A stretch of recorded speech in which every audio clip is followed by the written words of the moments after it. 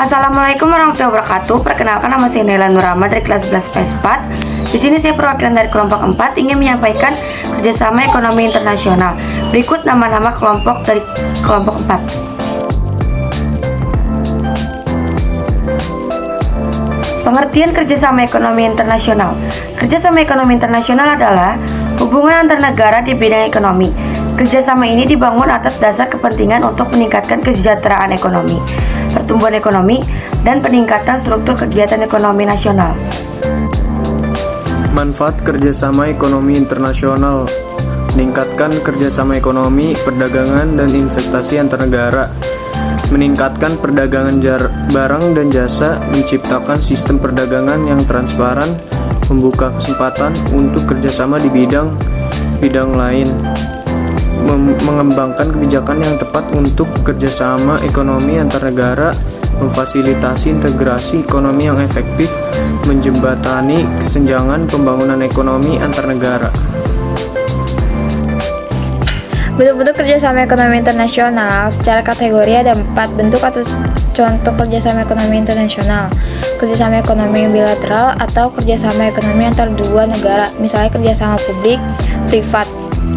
Japan Indonesia Creations Partnership for Innovation and Sustainable Economic Society yang dilakukan Indonesia dengan Jepang. Kerjasama ekonomi regional yaitu kerjasama ekonomi antar negara yang berada di kawasan tertentu. Contohnya kerjasama pasar bebas masyarakat ekonomi ASEAN.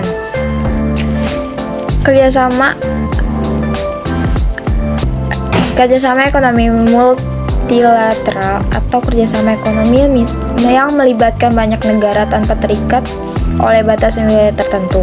Misalnya kerjasama antara Indonesia dengan negara-negara Uni Eropa untuk investasi di sektor pengembangan teknologi digital Indonesia.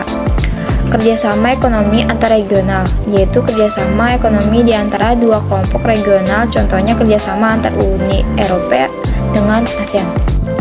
Lembaga-lembaga kerjasama ekonomi internasional: Asian Association of Southeast Asian Nations, IMF, International Monetary Fund, APEC, Asian Pacific Economic Cooperation, WTO, World Trade Organization, EBRD, International Bank for Reconstruction and Development atau World Bank, ITO, International Trade Organization, IFC, International Finance Corporation atau Badan Keuangan Internasional, IDA, International Development Association atau Perhimpunan Pembangunan Internasional, UNCTAD, United Nations Conference of Trade and Development, ILO, International Labour Organization, UNDP, United Nations Development Program, UNINDO, United Nations Industrial Development Organization, APO, Asian Product Organization,